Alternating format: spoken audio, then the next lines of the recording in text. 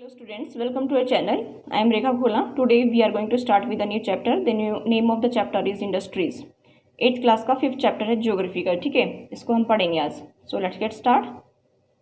Have you ever given a thought to the fact that the notebook you use for writing has come to you after a long process of manufacturing? It started its life as part of a tree. It was cut down and transported to the pulp mill. There, the wood of the tree was processed and converted into wood pulp. The wood pulp was mixed with chemicals and finally changed into paper by machines. This paper found its way to the press where ink made from chemicals was used to print the lines on the pages. The pages were then bound in the form of a notebook, packed and sent to the market for sale. Finally, it reached your hands. देखिए इसमें क्या बताया है कि क्या आपने कभी सोचा है कि लिखने की जो पुस्तिका है इस्तेमाल में लाते हैं वे विनिर्माण की लंबी प्रक्रिया के बाद आपके पास पहुंचती है. ठीक है, इसके जीवन की जो शुरुआत होती है वो कहाँ से होती है? पेड़ों से होती है. उसे काटा जाता है, लुगदी मिल तक ले जाया जाता है, वहाँ वृक्षों की लकड़ी को संसाधित और काष्ठ लुगदी में बदला जाता है. काष्ठ लुगदी को रासायनिक द्रव्य के साथ मिलाया जाता है, मशीनों के द्वारा कागज के रूप में परिवर्तित किया जाता है. यह कागज प्रेस में जाता है. रसायनों से जो है निर्मित स्याही का इस्तेमाल इनको छापने के लिए किया जाता है. इसके उपरांत क्या होता है कि पृष्ठों को अभ्यास पुस्तिका के रूप में बांधकर और पैक करके बिक्री के लिए भेज दिया जाता है बाजार में. ठीक है, और लास्ट में आपके पास पहुंचती है. ठीक है, आगे देखिए secondary activities and manufacturing change. Secondary activities और manufacturing changes raw materials into products और for more value to people. As you have seen, pulp was changed into paper and paper into a notebook. These represent the two stages of the manufacturing process. The paper made from pulp and cloth made from cotton have had value added to them at each stage of the manufacturing process. In this way, the finished product has more value and utility than the raw materials that it made from. यानी कि जो द्वितीयक क्रियाकलाप है, secondary activities हैं या विनिर्माण की बात करें तो इसमें कच्चे माल को लोगों के लिए अधिक मूल्य के उत्पादकों के रूप में परिवर्तित किया जाता है. देखिए आपने देखा होगा कि जो लुगदी है वो कागज़ के रूप में, कागज़ अभ्यास पुस्तिका के रूप में, और ये जो विनिर्माण प्रक्रिया है दो चरणों को प्रदर्शित करती है. देखिए अब इंडस्ट्री के बारे में हम पढ़ेंगे. Industry refers to an economic activity that is concern with production of goods, extraction of minerals और the provision of services. Thus we have iron and steel industries, coal mining industries and tourism industries. देखिए इसमें क्या बताया कि जो उद्योग है उसका संबंध आर्थिक गतिविधि से है, जो वस्तु के उत्पादन, खनिजों का निष्कर्षण और सेवाओं की व्यवस्था से संबंधित है. इस प्रकार क्या होता है कि जो लौह और इस्पात उद्योग है वस्तु के उत्पादन से संबंधित है. कोयला खनन उद्योग कोयले को धरती से निकालने से संबंधित है. ठीक है, और पर्यटन सेवा देने से संबंधित उद्योग हैं. ठीक है, देखिए आगे classification of industries. Classification of industries में क्या पढ़ेंगे? Industries can be classified on the basis of raw material, size and ownership. यानी कि उद्योगों का जो है वर्गीकरण कच्चा माल, आकार और स्वामित्व के आधार पर किया जाता है. इसमें हम क्या पढ़ेंगे? रॉ मटेरियल के बारे में. कच्चा माल, industries may be agro based, minerals based, marine based and forest based depending on the type of raw material they use. Agro based industries use plants and animals based products as their raw materials. Food processing, vegetable oil, cotton, textile, dairy products and leather industries are example of the agro based industries. Mineral based industries are primary industries that use mineral ores as their raw materials. The product of these industries feed other industries. Iron made from iron ore is the product of mineral based industries. This is used as raw material for the manufacture of a number of other products such as heavy machinery, building materials and railway coaches. देखिए इसमें क्या बताया कि कच्चे माल के उपयोग के आधार पर जो कृषि आधारित जो उद्योग हैं, खनिज आधारित हैं, समुद्र आधारित और वन आधारित हो सकते हैं. ठीक है, अब देखिए इसमें ये पढ़ेंगे कि कृषि वेस्ट जो उद्योग है, कृषि आधारित उद्योग हैं, कच्चे माल के रूप में वनस्पति और जंतु आधारित उत्पादों का उपयोग करते हैं. खाद्य संसाधन, वनस्पति तेल, सूती वस्त्र, डेयरी उत्पाद और चर्म उद्योग जो है कृषि आधारित उद्योगों के एग्जाम्पल हैं. अब आगे पढ़ेंगे कि मिनरल बेस्ड में क्या होता है? खनिज आधारित उद्योग, जो खनिज अयस्कों का उपयोग कच्चे माल के रूप में करते हैं. इन उद्योगों के उत्पाद अन्य उद्योगों को पोषण करते हैं. ठीक है, अयस्क से निर्मित लोहा खनिज आधारित उद्योग का उत्पाद है. ये कई अन्य उत्पादों के विनिर्माण के लिए कच्चे माल के रूप में प्रयुक्त किए जाते हैं. ठीक है, जैसे भारी मशीनें बनाना, भवन निर्माण सामग्री, रेल के डिब्बे बनाना, इस तरह से. नेक्स्ट है marine based industries. Use product from the sea and oceans as raw material, industries processing sea food और manufacturing fish oils are some example.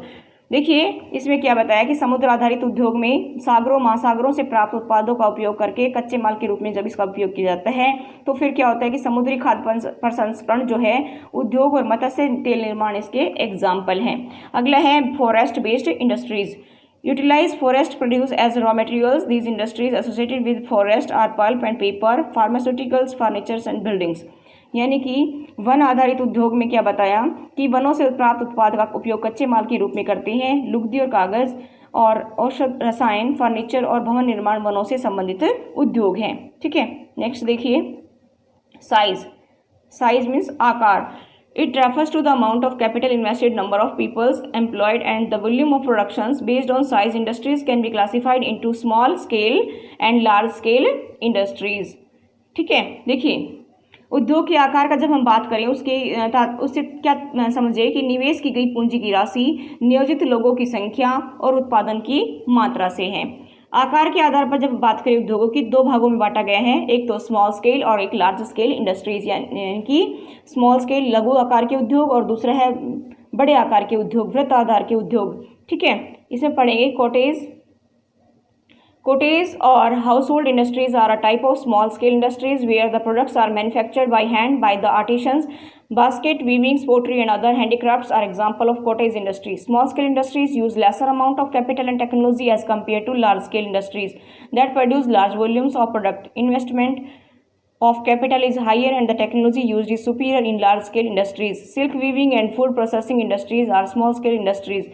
Production of automobiles and heavy machinery are, देखिए इसमें large scale industries. यानी यहाँ पे क्या बताया है कि कुटीर या घरेलू उद्योग की बात करें, छोटे उद्योगों की, तो छोटे पैमाने के ये उद्योग हैं जिसमें क्या होता है कि जो दस्तकार हैं उनके द्वारा जो है उत्पादों का निर्माण हाथ से होता है। टोकरी बुनना, मिट्टी के बर्तन बनाना, ठीक है, ये सब किसके एग्जाम्पल हैं? स्मॉल स्केल इंडस्ट्रीज के, यानी कि लघु आकार के उद्योगों के। जब बड़े पैमाने के उद्योग की बात करें तो बड़ी मात्रा में वस्तु का उत्पादन होता है, उनकी तुलना में छोटे पैमाने के जो उद्योग हैं कम पूंजी लगती है, प्रौद्योगिकी का उपयोग भी कम होता है। और जब बड़े पैमाने के उद्योगों की बात करें तो उसमें पूंजी का निवेश भी अधिक होता है और उच्च स्तरीय प्रौद्योगिकी का उपयोग उसमें होता है। ठीक है, अब जैसे रेशम बुनाई और खाद्य प्रक्रमण जो है लघु पैमाने के उद्योग हैं, और ऑटोमोबाइल और भारी मशीनें जो हैं ये क्या है? ऑटोमोबाइल और भारी मशीनें लार्ज स्केल इंडस्ट्रीज यानी कि बड़े पैमाने के उद्योग हैं। आगे देखिए ऑनरशिप, स्वामित्व की बात करते हैं। Industries can be classified into private sector, state owned or public sector, joint sector and cooperative sectors. Private sector industries are owned and operated by individual or a group of individuals. The public sector industries are owned and operated by the government such as Hindustan aeronautic limited and steel authority of India limited. Joint sector industries are owned and operated by the state and individual or a group of individual. Maruti Udyog Limited is an example of joint sector industry. Cooperative sector industries are owned and operated by the producers or suppliers of raw materials, workers or both. Anand Milk Union Limited and Sudha Dairy are success stories of a cooperative venture. यानी कि स्वामित्व की जब हम बात करते हैं, यानी कि जो है स्वामित्व में क्या क्या बताया गया है कि इसके आधार पर उद्योगों को निजी क्षेत्र और राज्य स्वामित्व और सार्वजनिक क्षेत्र में या संयुक्त क्षेत्र और सहकारी क्षेत्र में वर्गीकृत किया गया है। यानी कि निजी क्षेत्र, राज्य स्वामित्व, इसको या फिर सार्वजनिक क्षेत्र भी बोल सकते हैं, संयुक्त क्षेत्र और सहकारी क्षेत्र में बांटा गया है। ठीक है, निजी क्षेत्र का जो उद्योग है उसका स्वामित्व या संचालन किसी एक व्यक्ति के द्वारा या व्यक्तियों के समूह के द्वारा किया जाता है, और सार्वजनिक क्षेत्र के उद्योगों का स्वामित्व संचालन कौन करता है? सरकार करती है, जैसे हिंदुस्तान एरोनॉटिक लिमिटेड, ठीक है, और steel authority of India limited. ठीक है, आगे देखते हैं ज्वाइंट सेक्टर की बात आ रही है। ठीक है, इसमें संयुक्त क्षेत्र के जो उद्योग हैं उनका क्या होता है? उनका जो है उनको कौन संचालन करता है कि उनका संचालन राज्य और व्यक्तियों के समूह के द्वारा होता है। ठीक है, जैसे इसमें क्या बताया कि मारुति उद्योग, ठीक है, मारुति उद्योग लिमिटेड संयुक्त क्षेत्र का ही एक एग्जाम्पल है। कोऑपरेटिव सेक्टर यानी कि सहकारी क्षेत्र के जो उद्योग हैं उनका संचालन कौन करता है? कच्चे माल के उत्पादकों या पूर्तिकारों, कामगारों दोनों के द्वारा होता है। ठीक है, आनंद मिल्क यूनियन लिमिटेड या सुधा डेयरी सहकारी जो है वेंचर यानी कि उपक्रम के उत्तम उदाहरण देखे जा सकते हैं। आगे देखिए, ये हमारा है लोकेशनल फैक्टर्स ऑफ इंडस्ट्रीज। क्या है? Locational factors of industry. ठीक है, अब यहाँ पे हम पढ़ रहे हैं factors affecting location of industry. देखिए, उद्योगों की अवस्थिति को प्रभावित करने वाले कारक कौन कौन से हैं? पानी चाहिए, मार्केट चाहिए, पूंजी चाहिए, श्रम चाहिए, कच्चा माल चाहिए, ऊर्जा चाहिए, भूमि चाहिए, परिवहन चाहिए, संचार चाहिए। ये सारे के सारे जो फैक्टर्स हैं, मोस्ट इम्पॉर्टेंट फैक्टर्स हैं जो इंडस्ट्री को क्या करते हैं? इफेक्ट करते हैं। ठीक है, ये इसमें कहा गया है कि उद्योगों की अवस्थिति संबंधी कारक हैं ये। ठीक है, अब हम डिटेल पढ़ेंगे। The factors affecting the location of industries are the availability of raw materials, land, water, labor, power, capital, transport and market. Industries are situated where some or all of these factors are easily available. Sometimes the governments provides incentives like subsidies, power, lower transport cost and other infrastructures so that industries may be located in backward areas. Industrializations often lead to development and growth of town and cities. यानी कि वे कारक जो उद्योगों की अवस्थिति को प्रभावित करते हैं, जहाँ पर उद्योग हमें लगाने चाहिए, तो उसके लिए क्या क्या जरूरी होता है, ये बातें हैं। तो कच्चे माल की उपलब्धता वहाँ पर होनी चाहिए, भूमि होनी चाहिए, जल होना चाहिए, मेहनत यानी कि श्रम होना चाहिए, सस्ते श्रमिक हमें उपलब्ध होने चाहिए। ठीक है, और हमें क्या चाहिए? शक्ति यानी कि ऊर्जा चाहिए, यानी कि लाइट होनी चाहिए। ठीक है, पूंजी चाहिए, परिवहन के साधन होने चाहिए और बाजार भी पास में होना चाहिए। उद्योग उन्हीं स्थानों पर लगाने चाहिए जहां पर ये सब चीज़ें उनको आसानी से उपलब्ध हो सके। कभी कभी सरकार क्या करती है? कम दाम पर विद्युत उपलब्धता, कम परिवहन लागत और अन्य प्रोत्साहन प्रदान करती है। ठीक है, ताकि पिछड़े क्षेत्र में भी उद्योग स्थापित किए जा सकें। औद्योगिकरण से क्या होता है कि नगरों और शहरों का विकास होता है। आगे देखिए, इंडस्ट्रियल सिस्टम की बात हम करें तो यहाँ पे क्या बताया है औद्योगिक तंत्र के बारे में? An industrial system consist of input, process and output. The inputs are the raw material, labour and cost of land, transport, power and other infrastructures. ठीक है, the process include a wide range of activities that convert the raw material into finished product. The outputs are the end products. And the income earned from it. In case of the textile industries, the input may be cotton, human labor, factory and transport cost. The process including ginning, spinning, weaving, dyeing and printing. The output is the shirt you wear. देखिए, औद्योगिक तंत्र कैसा चल रही है? औद्योगिक तंत्र में जो है निवेश होता है, परक्रम होता है और निर्गत होता है, यानी कि उसमें इनपुट, प्रोसेस और आउटपुट। ठीक है, इसको बोलते हैं निवेश, इनपुट, प्रोसेसेस परक्रम होता है और जो आउटपुट है वो निर्गत होता है, यानी कि क्या इनपुट किया, क्या प्रक्रिया हुई, क्या आउटपुट निकला। तो निवेश में जो क्या होता है? कच्चा माल, श्रम और भूमि की लागत, जल की उपलब्धता होनी चाहिए, परिवहन होना चाहिए, विद्युत होनी चाहिए, ये सब कुछ शामिल है। और इसमें क्या होता है कि और भी कई क्रियाकलाप शामिल होते हैं। देखिए, जो कच्चे माल को परिष्कृत माल में परिवर्तित करते हैं, तैयार माल में परिवर्तित करते हैं। ठीक है, निर्गत अंतिम उत्पाद और इससे अर्जित आय। निर्गत यानी कि क्या कहा गया इसमें? निर्गत किसको कहा गया है? आउटपुट को। आउटपुट क्या है कि जिसमें अंतिम उत्पाद प्राप्त होता है। जैसे हमने क्या कहा कि आउटपुट क्या है? शर्ट है जो आप पहनते हैं। ठीक है, तो सूती वस्त्र उद्योग के जो संदर्भ की जब हम बात करें तो कपास है, मानव है, श्रम है, कारखाना और परिवहन लागत निवेश हो सकते हैं। और फिर जो ये सारी प्रोसेस हुई, इसमें ओटाई, कटाई, बुनाई, रंगाई और छपाई शामिल है। जो शर्ट है जिसे आप पहनते हैं वह उत्पादन है, यानी कि आउटपुट है। ठीक है, प्रोडक्शन है ये तैयार। आगे देखिए, इंडस्ट्रियल रीजन्स की हम बात करें तो औद्योगिक प्रदेश, industrial regions emerge when a number of industries locate close to each other and share the benefits of their closeness. Major industries region of the world are eastern north America, western central Europe, eastern Europe and eastern Asia. आगे देखिए, major industrial regions tends to be located in the temperate areas near sea ports and specially near coal fields. यहाँ पे क्या बताया कि industrial region में कि औद्योगिक प्रदेश का विकास जब होता है जब कई तरह के जो उद्योग एक दूसरे के निकट स्थित होते हैं, वे अपनी निकटता का लाभ आपस में बांटते हैं।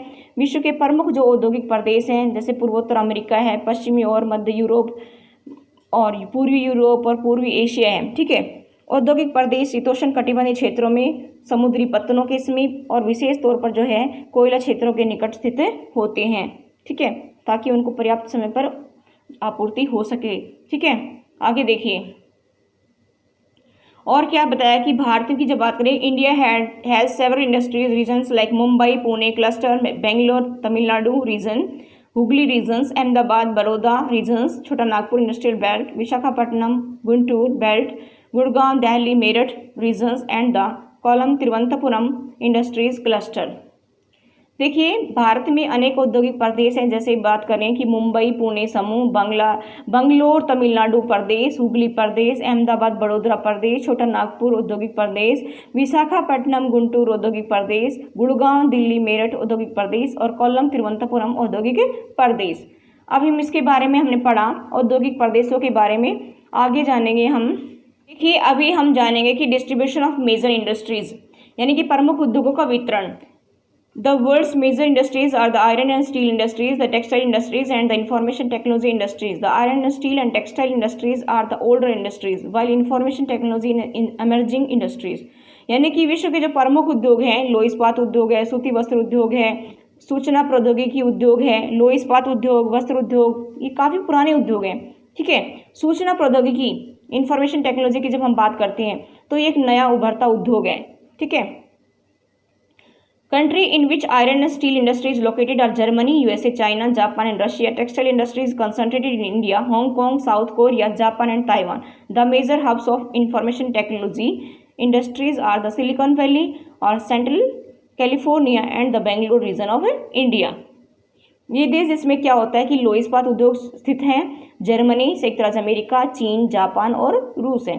जो वस्त्र उद्योग हैं भारत, हांगकांग, दक्षिण कोरिया, जापान, ताइवान में स्थित हैं। ठीक है, आगे बात करें सूचना प्रौद्योगिकी की, इंफॉर्मेशन टेक्नोलॉजी की, तो उसके जो मुख्य केंद्र हैं वो कैलिफोर्निया की सिलिकॉन घाटी में और भारत के बेंगलोर प्रदेश में है। ठीक है, आगे देखिए आयरन एंड स्टील इंडस्ट्रीज यानी कि like other industries, iron and steel industries to comprise various inputs, process and output. Input, process and output. This is a feeder industry whose products are used as a raw materials for other industries.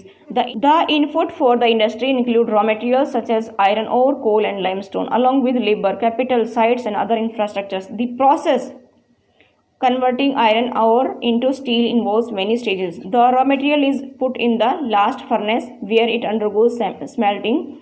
It is then refined. The output obtained is steel which may be used by other industries as a raw material. देखिए लोह इस्पात उद्योग की बात कर रहे हैं तो इसमें क्या होता है कि इसमें बहुत सी प्रक्रिया होती है, जैसे इसमें इनपुट होता है, प्रोसेस होती है और आउटपुट होता है। ठीक है, ये एक पोषक उद्योग है। इससे क्या होता है कि उद्योगों के लिए, सभी उद्योगों की रीढ़ की हड्डी इसको कहा जा सकता है, लोह इस्पात उद्योग को। इससे कच्चे माल के रूप में इसको प्रयुक्त किया जाता है। उद्योग के लिए क्या होता है कि इनपुट डालना, ठीक है, कोयला और चूना पत्थर कच्चे माल के रूप में सम्मिलित होते हैं। और लोह अयस्क से क्या होता है कि इस्पात निर्माण की प्रक्रिया में कई चरण शामिल है, जैसे कच्चे माल को झोंका भट्टी में डाला जाता है, फिर ये इसको प्रगलित किया जाता है, उसके बाद ये परिशोधित होता है, प्राप्त उत्पाद जो है इस्पात होता है। ठीक है, अन्य उद्योगों में कच्चे माल के रूप में इसको प्रयोग किया जाता है। Steel is tough and it can easily be shaped, cut और made into wires. Specially alloys of steel can be made by adding small amounts of other metals such as aluminum, nickel and copper. Alloy gives steel unusual hardness, toughness और ability to resist rust. ठीक है, जो इस्पात है वो कड़ा होता है, इसे आसानी से काट सकते हैं, इसको आकार दे सकते हैं, तार बनाए जा सकते हैं। एल्यूमिनियम, निकल, तांबा जैसी धातुओं को थोड़ी थोड़ी मात्रा में इनको मिला करके इस्पात में और इसकी जो मिश्र धातुएं बनाई जा सकती हैं। ठीक है, मिश्र धातु इस्पात जो है असामान्य कठोरता, दृढ़ता और जो जंग प्रतिरोधक की क्षमता प्रदान करती है। आगे देखिए, steel is often called the backbone of modern industry. इस्पात जो है उद्योगों की रीढ़ की हड्डी कहलाता है और इसका लोग उपयोग करते हैं। लोहे या इस्पात से बने पदार्थों का यूज़ करते हैं लोग। ठीक है, जो औजार और मशीनों से इससे जो बने औजार हैं और मशीनें हैं उनका उपयोग करते हैं। इससे और क्या बनता है, पोत, रेलगाड़ी, ट्रक और ऑटो इसी से बने हैं। ठीक है, सेफ्टी पिन और सुइयाँ भी जिनका उपयोग हम लोग घर पे करते हैं वो भी इसी से इस्पात से बनी हैं। ठीक है, और क्या बना है, even the safety pins and needles you use the made from steels. ठीक है, ship, train, trucks, auto are made largely of steels. Even the safety pins and the needles you use the made from steels. Oil wells are drilled with steel machineries. Steel pipelines transport oils. ठीक है. Minerals are mined with steel equipment. Farm machines are mostly steel. Large buildings have steel framework. यानी कि क्या बताया इसमें कि जो है पोत है, रेलगाड़ी है, ट्रक है, ऑटो है, सभी इस्पात से बने हैं. सेफ्टी पिन और सुइयाँ भी जो इससे बनी हैं. तेलकूप से इस्पात से बनी मशीनों का, तेलकूप के लिए क्या कहता है कि इस्पात से बनी मशीनों को से वेदित की जाती हैं. इस्पात की जो पाइपलाइन से तेल प्रवाहित किया जाता है. ठीक है. और खनिजों का खनन इस्पात के उपकरणों से होता है. और कृषि के जो यंत्र हैं वो भी इस्पात के बने होते हैं. ठीक है. विशाल भवनों का ढांचा भी इस्पात का बनाया जाता है. आगे देखिए. बिफोर 1800 देखिए. Before 1800 AD, iron and steel industries was located where raw materials, power supplies, and running water were easily available. Later, the ideal locations for the industries was near coal field and close to canal and railway. After 1950, iron and steel industries began to be located on large areas of flat land near seaports. This is because by this time steel works had become very large and iron ore had to be imported from overseas. देखिए इसमें क्या बताया कि 1800 के पूर्व की बात करें. 1800 ईस्वी के पूर्व की जो इस्पात उद्योग वहाँ पर स्थित थे, जहाँ कच्चा माल, विद्युत आपूर्ति और आसानी से जल उपलब्ध हो. ठीक है. बाद में क्या हुआ कि उद्योग के लिए आदर्श स्थिति कोयला क्षेत्र के समीप थी. यानी कि जहाँ पर कोयला क्षेत्र हो वहाँ पर भी उद्योग स्थापित किए जाते थे और नहरों और रेलवे भी निकट हो. ठीक है. 1950 के बाद क्या हुआ कि लाहौर इस्पात उद्योग जो है समुद्र पत्तन जो है यानी कि जो बंदरगाह है उसके निकट भूमि के विशाल क्षेत्र में केंद्रित होने लगे शुरू हो गए. ठीक है. उसके बाद क्या हुआ कि इस्पात निर्माण का कार्य इस समय तक बहुत विशाल हो गया और लोहे अयस्क विदेशों से आयात करना पड़ा.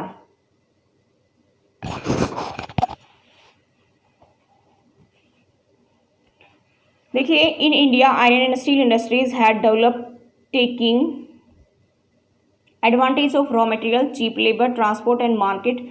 All the important steel producing centers such as Bhilai, Durgapur, Burnpur, Jamshedpur, Rourkela, Bokaro are situated in a region that spread over 4 states: West Bengal, Jharkhand, Odisha, Chhattisgarh.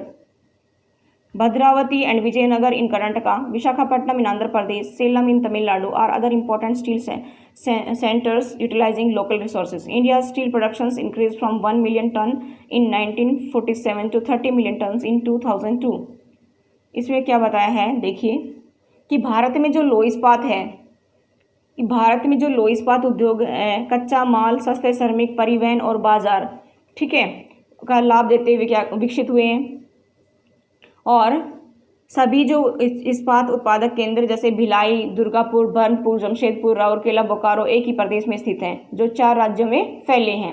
वे 4 राज्य कौन कौन से हैं? जैसे पश्चिम बंगाल है, झारखंड है, उड़ीसा और छत्तीसगढ़ है.